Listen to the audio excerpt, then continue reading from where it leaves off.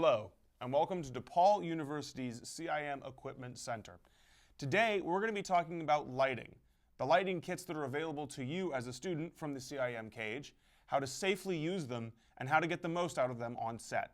Stay tuned. The smallest of the three light kits that the cage carries is the Lowell Mini Omni Kit. It has three lights, two 500-watt Omni lights, seen here and here, and one 800-watt Total Light, seen here. The kit also comes with three electrical cords, one for each light. Also one for each light are the stands. Behind this divider, you will find accessories. First, the umbrella used for diffusion, two half scrims for cutting down light, two full scrims for cutting down more light, and one gel holder. Next up is the Lowell VIP kit. It comes with three Lowell 250 Pro lights, seen here, here, and here, each one with barn doors. It also has three stands, extension cords, a half scrim, a full scrim, and a diffuser, two extra halogen bulbs, seen here and here, and then in the back,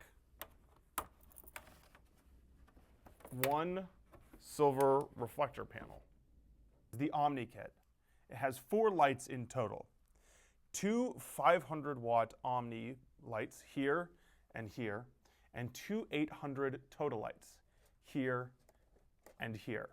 It also comes with four extension cords here, four stands, which are here, and behind this divider, two gel holders,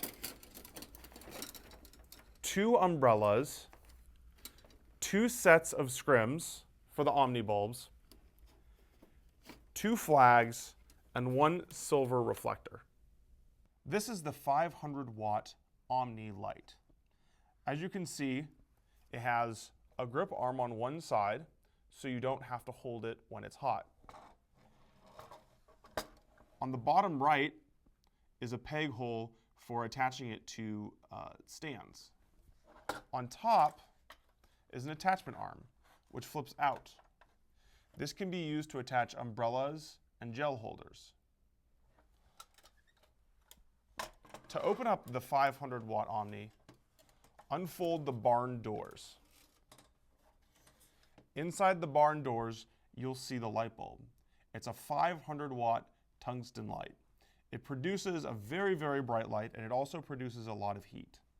Whenever you're operating any kind of light, make sure you wear leather or grip gloves to protect your hands from the heat and also to protect the bulb from the oil on your hands, which can cause it over time to explode. On the back of the Omni light is a flood and spot control, seen here.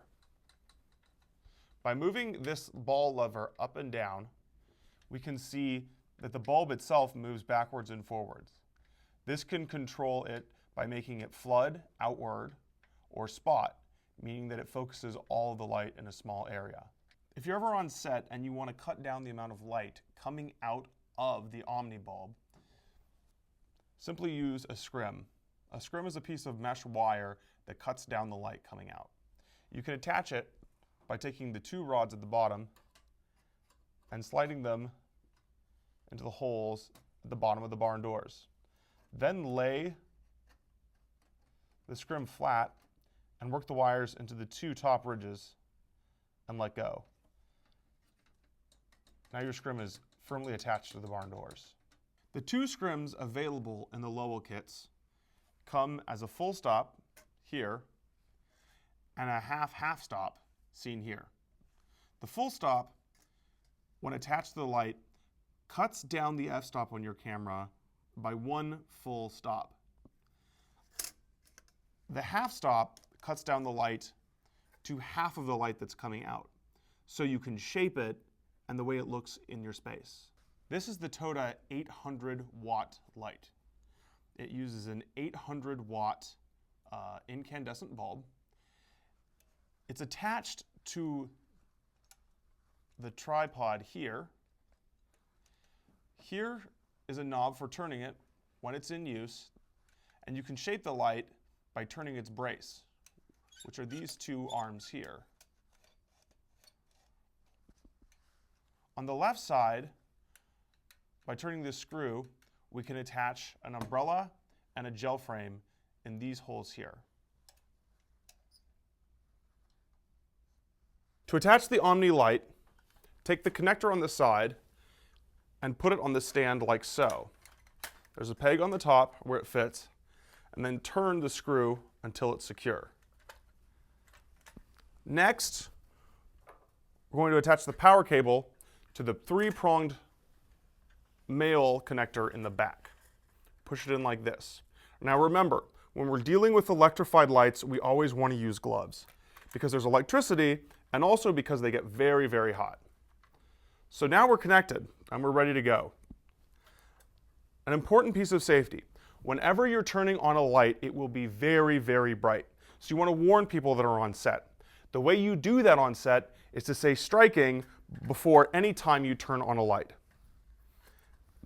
Another great thing to do is to put your hand over the light so people around you are guarded from the light. So I put my hand over, I say striking, I turn on the light, and then I pull my hand away.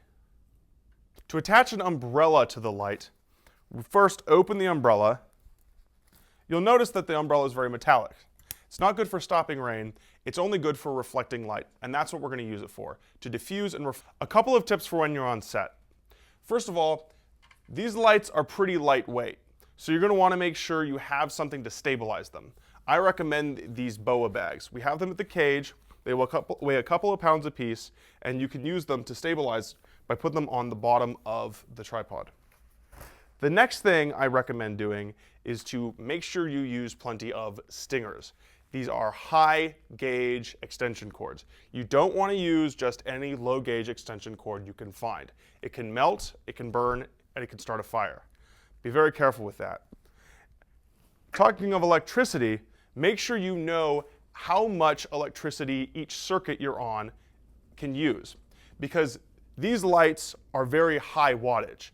They're 500 to 800, and if you put too many of them on the same circuit, the circuit will blow. So you need to make sure before you start how much wattage each circuit can carry and where the fuse is so you can reset it if you blow out a bulb. And it goes without saying, but don't look directly into a light. And when you're not lighting a scene, turn them off. They produce a lot of heat and they use up a lot of electricity.